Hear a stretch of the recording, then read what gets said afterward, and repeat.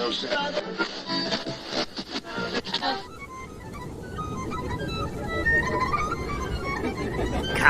to you from the dark side of the moon.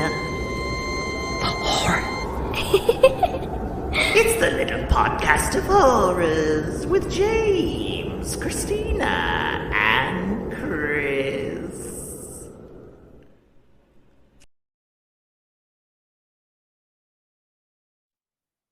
Hello, welcome to Little Podcast of Horrors. Horrors. I'm your co-host, Christina. I feel like she could be like, and I'm Chris. Yeah, exactly.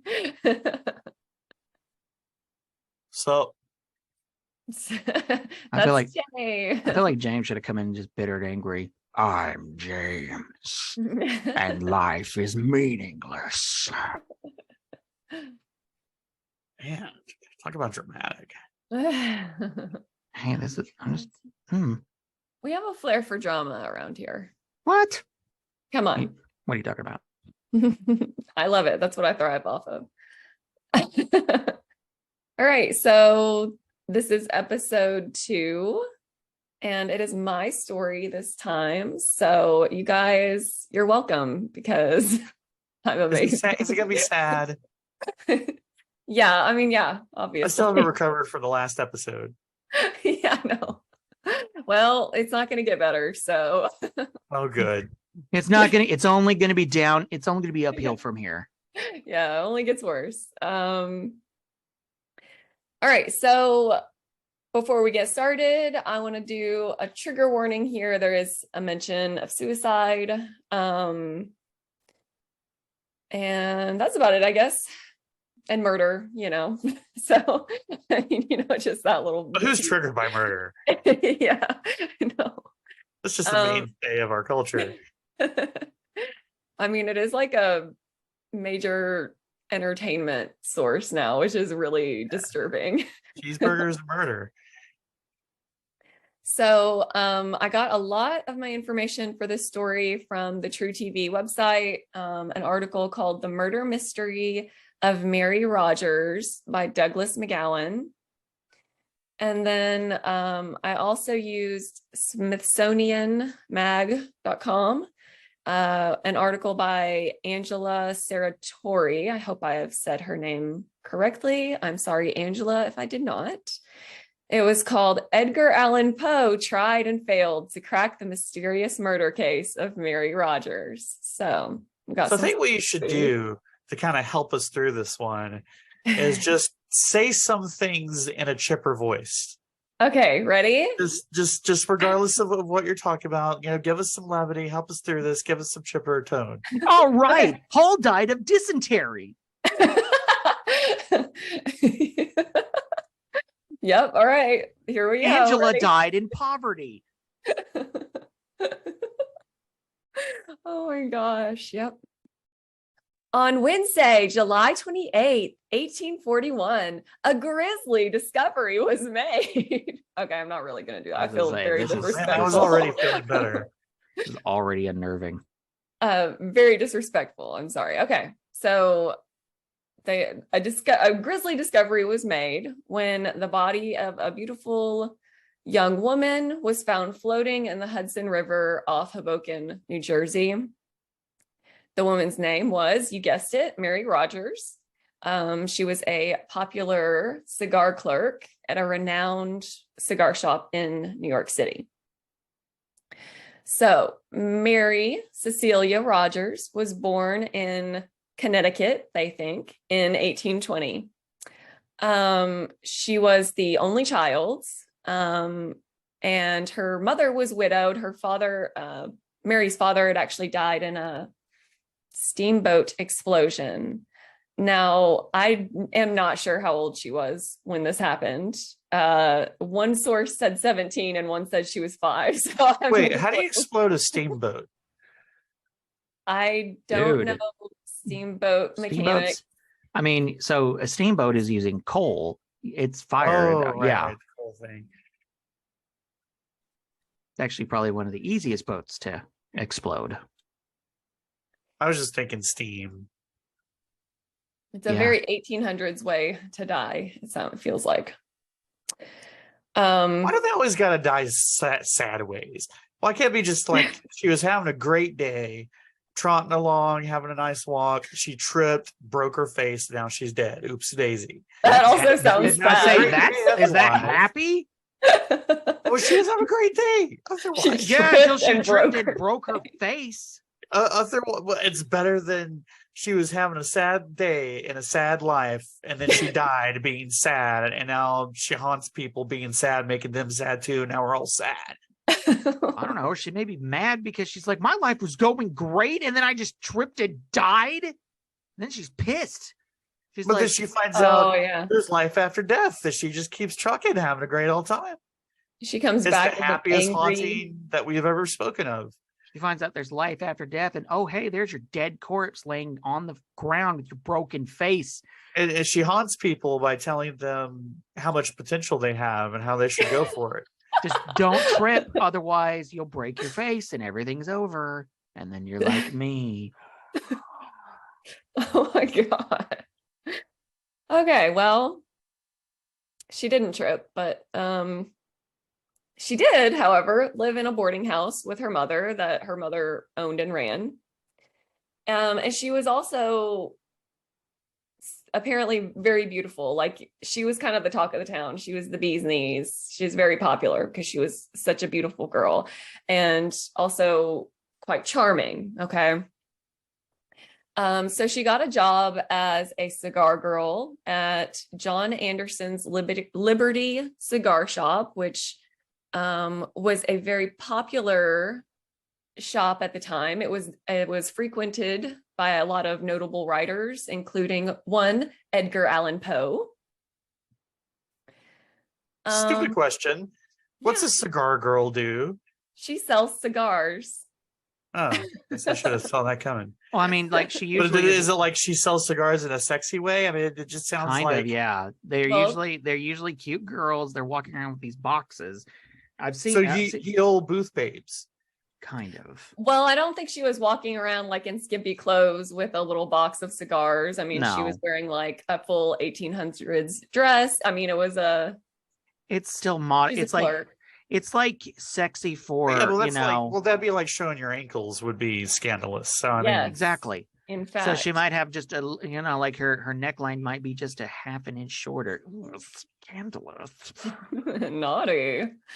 Well, it is credit, like her beauty is credited for like getting her this job at this cigar shop. Like John Anderson was like, this girl's beautiful. I need her presence to draw in all these thirsty men.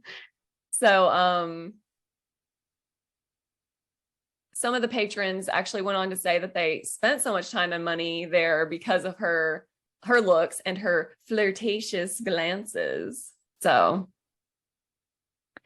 she was a very popular girl. that's a lot of people that got flirted straight into cancer. They didn't know that at the time. No, man. I mean, I feel like if I'm murdered, it probably is going to be by the hands of a beautiful woman. So, See, there are happy ways to go. Oh, there's no doubt about that. Just tripping and falling on your face I don't really see as one of them. Face is fine afterward because you're a ghost. You have a ghost face that you can't break. Are you sure? Yeah, science. Science. That's what that is. Yeah. Okay. So let's go through our timeline. So that Sunday, July 25th, this is when she disappears. Okay. We're kind of going through the timeline of like the last time she was seen. All right. So Sunday, July 25th, she goes to church as usual, visits some friends. She returns to her mother's boarding house, speaks with her fiance. She tells him that she's going to go see a relative. And that relative's name, I don't know her first name, but it was Mrs. Downing. Like that's how she's always referred. And that if she didn't come get home by dinner, then she wanted her fiance to like come and get her, like fetch her, you know. So the evening arrives and she doesn't come home, but the fiance is not really worried because there were like massive thunderstorms. So he just figured she was going to like stay the night with her relative, right? So when she didn't return the next morning, though, on Monday, her fiance, mother, and her friend and former fiance, Alfred Cromlin, were worried. So they kind of go all over town looking for, you know, their first stop is Mrs. Downing, right? Because she said she was going there that evening. And Mrs. Downing is like, I don't know what you're talking about. We never had plans to see each other. She never came here. Like, sorry, I can't help you. Thoughts and prayers. So his first go-to is, hey, let's hook up with the ex-fiance and we'll go on a buddy trip to go find her. Yeah, so apparently they were she and Alfred were still really good friends. And I kind of got the impression that maybe he actually also lived at the boarding house. So all of them, I think that's not confirmed, but her actual fiance, who is Daniel Payne, which I didn't even say his name in there. So Daniel Payne, her real fiance, her mother, and then Mary all did actually live in the boarding house. And so I kind of got the impression that the former fiance did as well. So he's just kind of there, heard she's gone, and so they're all teaming up to look for her. Man, hook it up at the boarding house. Yeah, it's a saucy place. Oh, yeah. Welcome to the boarding house. It's going to be a good time tonight. Boarded, all right. All right, so they can't find her, so her mother decides to put a notice in one of the local publications, the New York Sun, asking, you know, like, if anybody sees this girl, please contact us and let us know, because, you know, we haven't seen her since yesterday and she was supposed to be home. And our cigar sales are dropping like a rock. Oh yeah. And this is actually not the first time that Mary had gone missing. So, in October 5th, 1831, so like 3 years prior, she goes missing for the first time. Her mother even said that she left like a suicide note, and had like a coroner read it, and dude was like, this girl was hell-bent on killing herself, basically. So she's probably dead. You know, don't expect a return. Well, she does return. The next day she comes back and she says, oh, I was, you know, visiting some friends in Boston. I don't know why you guys were so worried. What?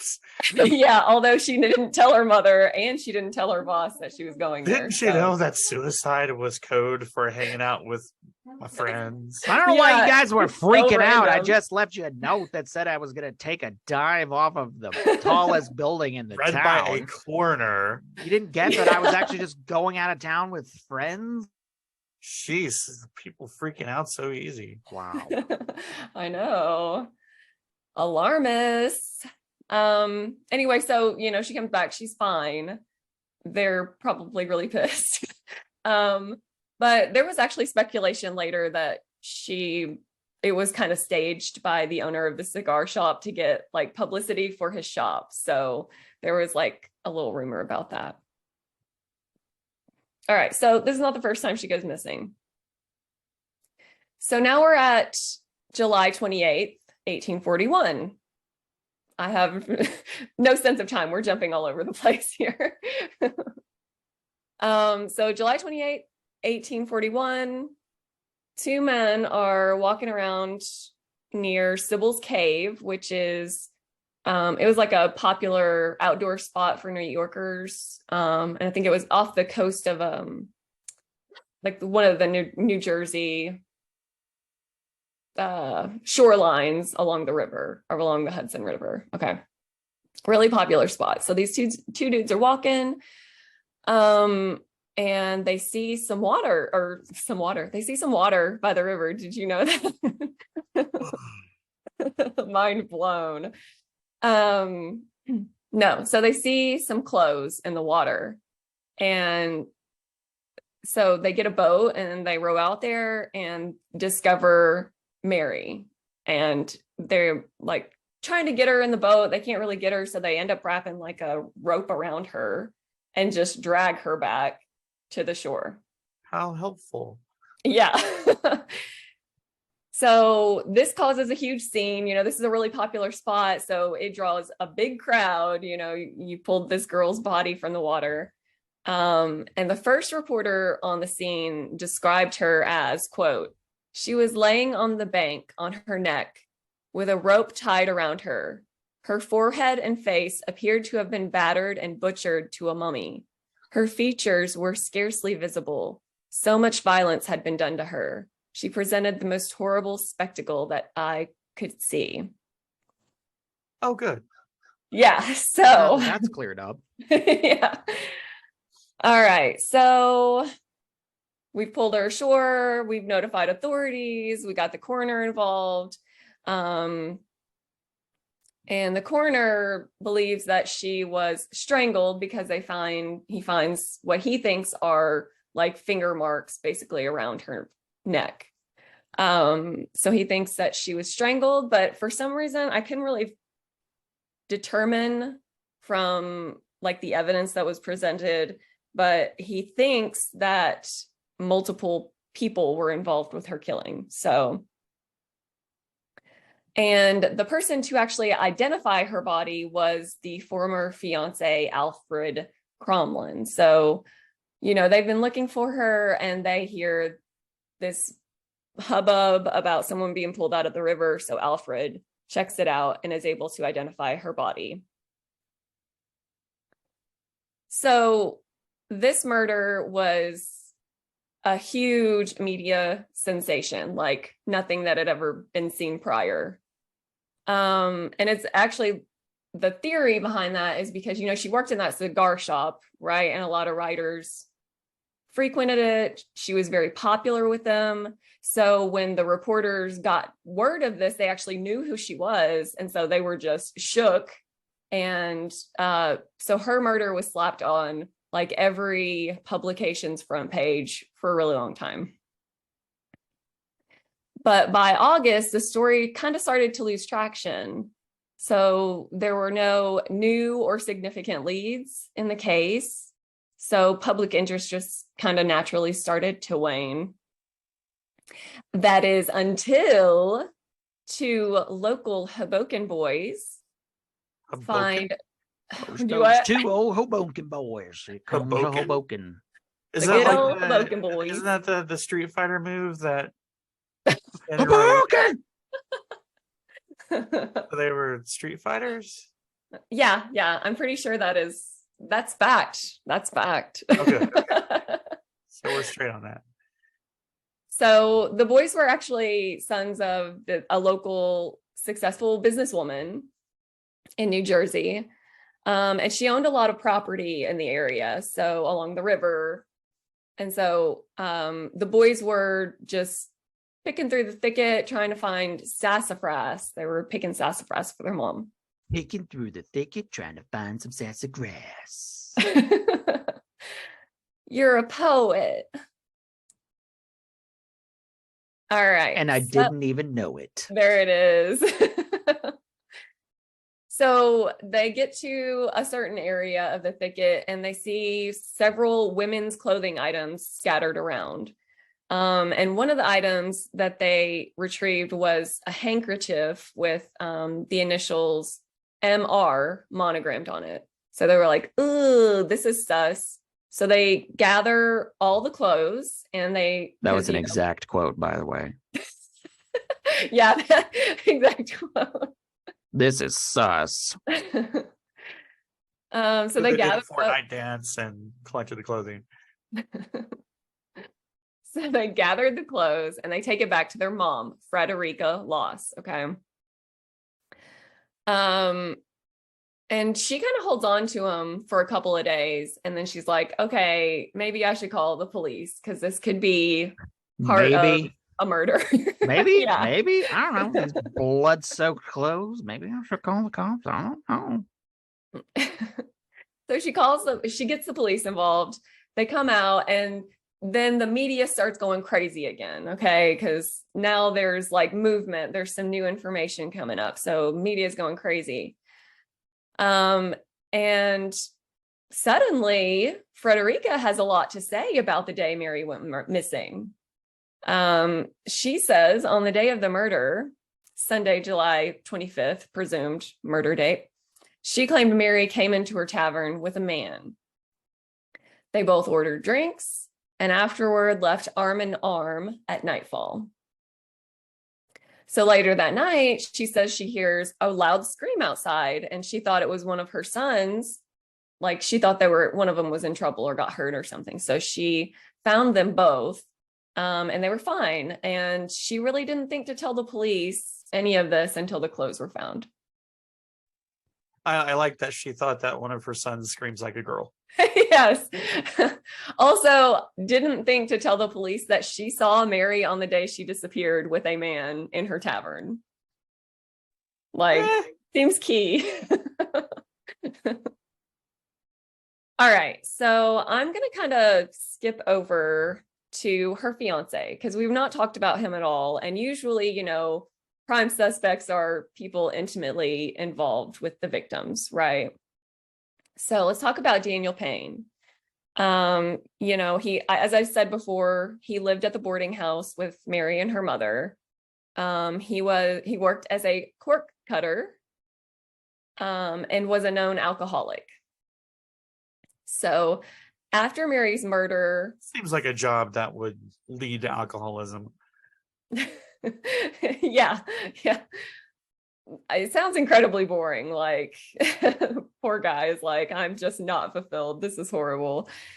Okay, so after the murder, the media starts like targeting Daniel and saying that he probably murdered her, all this shit. So his mental health suffers big time, obviously.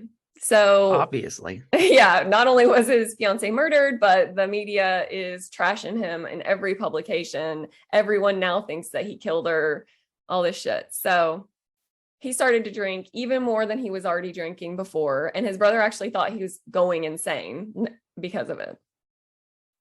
And Daniel did claim to have been visited by Mary's ghost. So we have a spooky element too. So, and one of the other factors that they kind of like add in there is like why he starts losing it, other than the obvious things that we've already talked about. Other than the multiple obvious reasons. Was also required to identify her body, even though, you know, Alfred had already done it. But the media had gone around and said that the woman pulled from the river was not actually even Mary. And so we got conspiracy theories going on. How did I know that's what you were going to say? Yeah. So we got some conspiracies going on. So because of, you know, that bullshit they started to print, I guess the authorities, the police, whoever, coroner, made him come down and identify her for a second time. So he had to see her in like, you know, a really brutal state. So on October 7th, 1841, Daniel buys the poison laudanum. Laudanum. Thank you, laudanum. Okay, so he goes to Hoboken to Frederica Loss's tavern. He has some drinks and gets directions to where Frederica's sons had found all those clothing items, right, out in the thicket. So once he gets there, he writes a note which said, "To the world, here I am on the very spot. May God forgive me for my misspent life." Then he drinks the poison. And apparently, It Oh, should go be ahead. it should be noted that you could legally buy laudanum in those days. People would actually Yeah. would imbibe just a little bit to get rid of headaches, and Mhm. it was considered like a medicine. But yeah, you could kill yourself. Just Legally. You really know your poisons. Yeah, thank you for mentioning that, Chris, because he did buy it from just a convenience store. It was not like he went to some drug dealer to store it. Well, the reason I know that is because I'm a cinephile. I love movies, and like Interview with the Vampire, and one of our favorite movies, James, Tombstone. Laudanum, like that's in the movie. Yep. Okay, so he drinks the poison, and apparently it's kind of slow acting, which I didn't really know. And so after he drinks it, he goes to another bar and has more drinks, and then eventually finds his way to the bank where they pulled Mary's body ashore. And then that's where he finally succumbs to the poison and dies. I mean, did he like fall into the water, or did he just? No, there was a bench. I didn't even make note of it, but I did read that. There was a bench near the bank, and he just sat down and died on that bench. Poor guy. Yeah. So we had some ghostly sightings. Daniel says that Mary visited him, and I wish I knew what that interaction was. Like, did she give him a message or anything, or was she just standing at the end of his bed? I don't know. Frederica Loss actually claimed to see Mary while on her deathbed. And then John Anderson, the cigar shop owner, also claimed that Mary visited him at the end of his life. Okay, so let's get to our theories here. We got some crazy ones. All right. So the first one, the main one, it seems like, is a botched abortion. Because for some reason, all these 1800s disappearances and murders of women are blamed on botched abortions. Of course. Yeah, because I was trying to remember. I should have looked up the episode. I've already forgotten the lady girl's name, the socialite that disappeared. One of the main theories. Dorothy. Thank you. I was like, why can I not remember her name? Yeah, they thought like she died, and then they like incinerated her with a bunch of other botched abortions. Yeah. So kind of a similar situation here. So on Frederica Loss's deathbed, she said that Mary had come to her tavern / inn, it's also an inn, with a tall and dark doctor who performed an abortion on her.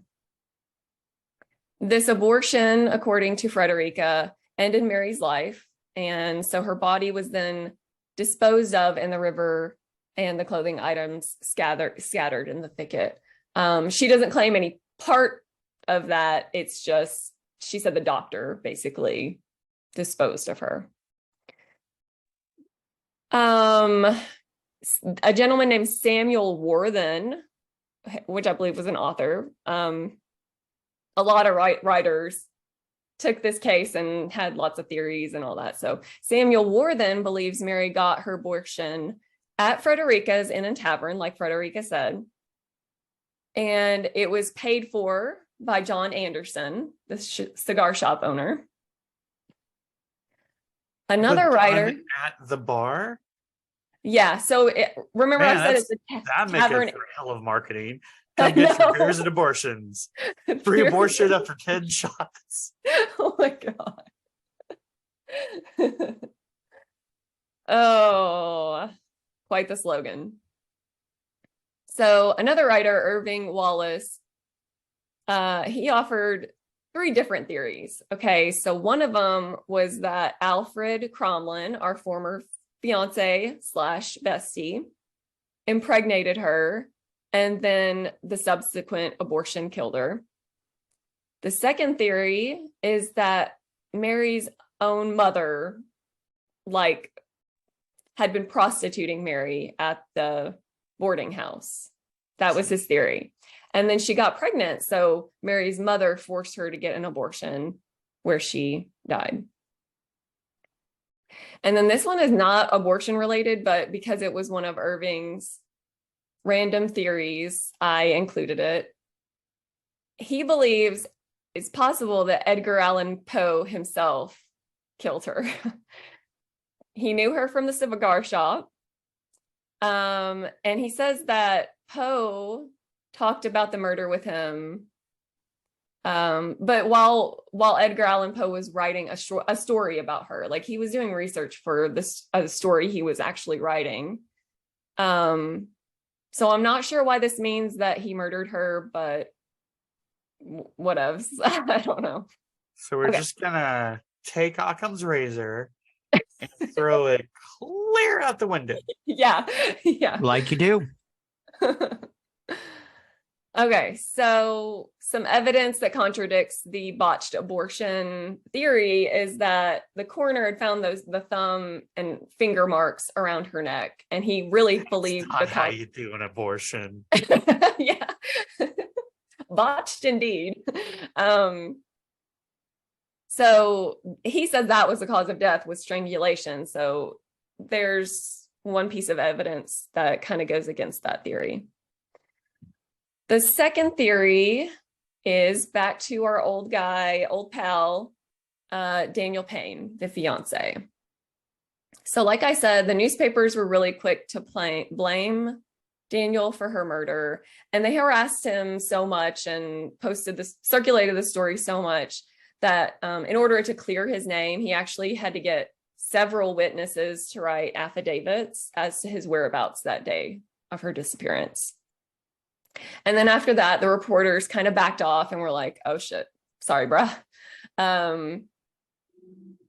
But the author Raymond Paul definitely thinks Payne did it, but not on that Sunday of her disappearance. So his theory is that, Daniel Payne had like a solid alibi for Sunday, but Paul believes she was actually murdered that Tuesday. So that following Tuesday. So she's been missing several days, and then he believes she's murdered then. So his theory is that Mary did go to Frederica's Inn and Tavern to get an abortion, but like at the behest of her fiance, Daniel Payne. So Mary stays at the inn to recover from the procedure for a couple of days. And while she's there, Daniel like pretends like he doesn't know where she is and goes kind of searching around. So then on Tuesday, he goes to pick her up. And when he did, Raymond Paul believes that that's when she broke off the engagement with Daniel. And can't imagine why. Yeah, exactly. I mean, solid reason. So, after, she breaks it off with him, it sends him into this crazy wild rage, and he strangles her to death. And then he dumps her body in the river and then scatters some of her clothing items, disposes of them in the thicket on Frederica's property. His evidence is that in the picket where the sassafras grow. That should be our new intro. Come on down to the little podcast of horrors where the thicket in the picket is where the sassafras grows.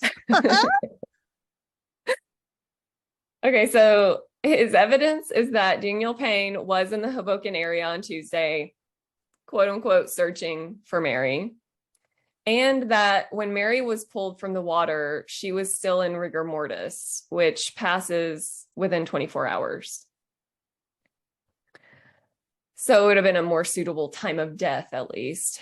So that's the theory about Daniel. The third theory is gang violence.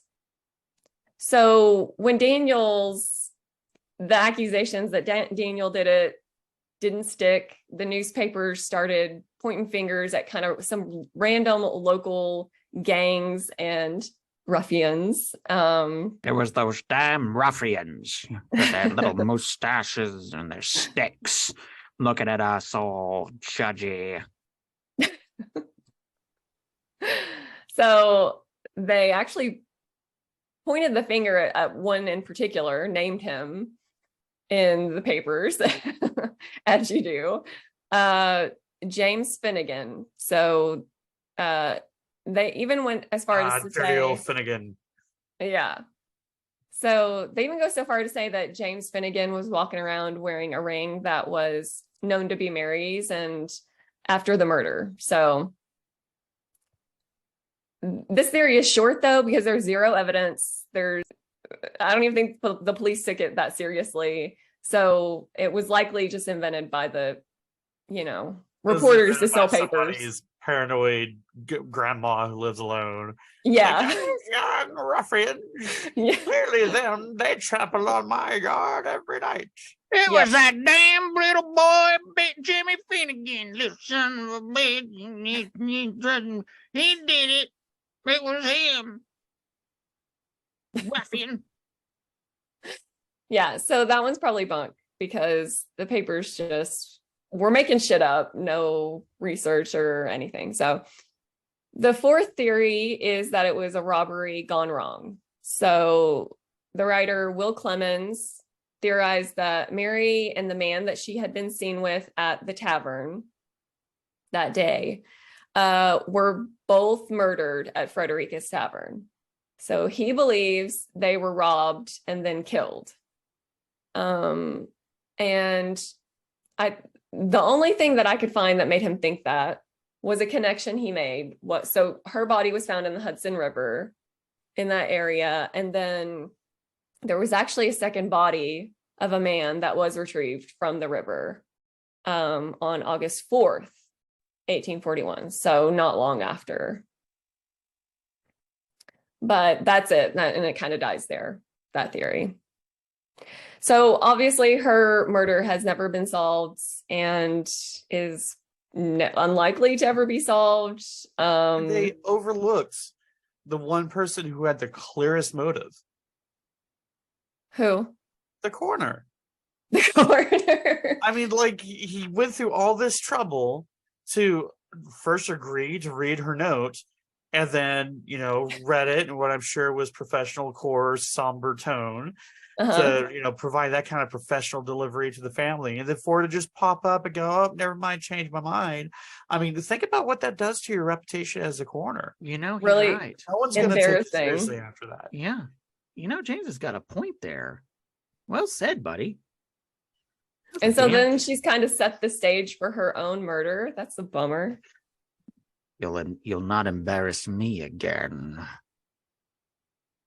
Yikes. Well, okay, the coroner did it. So Mary's murder has never been solved. Until today. Until today. James just did it. You heard it here first. Case closed. Panetti nailed another one. I charge a modest price for my detective services. Modest price of $1 million. Can I be your Watson? Yes. Sweet. He charges a modest fee for his consulting detectiveness. That's the title of my business. Consulting detectiveness. Detective consultingness. Entrepreneurship at its finest over here. There we go. So there's a bit of a legacy attached to this murder. So, we've talked about the media through this whole story. And because of the coverage that her murder got, it's actually credited for like giving birth to like the true crime genre that we have today. And then also we kind of mentioned this, but Edgar Allan Poe did write a story about her murder entitled The Mystery of Marie Roget. So it's fictionalized, but it is based off her murder. And that's that on that. So Unsolved, bummer. As always. The guys look really somber. But intrigued. So. Yeah. So what I was wondering, I made some kind of notes here at the end. I don't know if you guys have any thoughts. So, we talked about the botched abortion thing where Dorothy had also that was one of the theories. Also, there were some similarities. So there was that, but then there was also like they both disappeared before their real disappearance. Do you remember that? And both kind of came back and were like, I was visiting friends. Sorry. Oops. Yeah, that's a little weird. Yeah, because it's like you leave a note like that, and then it's never mind. I was just visiting friends. Everything's fine. Mhm. Like that's us. The As they botched say, as they would say back in the day. That's yeah, it's a very old term. I But I do was- say this is terribly sus. I was kind of wondering about the botched abortion thing. I just can't get past that the strangling. Is that really how it works? Like, is this working? While they're trying to strangle you, and it's like, no, I'm still pregnant, but I can't breathe anymore. Thanks. Not it. Not it, dude. I was actually kind of wondering, so like those theories were brought up, and I actually wonder if it was more like, I don't know, like not to sully their names, but almost like they become a cautionary tale at that point, as like a warning to other girls to not be loose women and getting abortions because it's immoral. So they deserved what they got. Yeah, you might end up like angle. like poor Mary or poor Dorothy. I mean, it's just look out. Yeah. Well, that's my random thought on that. By the way, her name was Dorothy Arnold. That's what Arnold. Thank you. So if you like today's story, please follow us, share it. If you have any reviews. stories of pleasant hauntings where people just randomly croaked, it was no big deal, and then they spend their afterlife telling you, how great you can be. That's it. They just pop up, and you're just like, "Oh my god, you're a ghost? Yeah. What happened? Were you murdered? No. Life. So why are you haunting us?"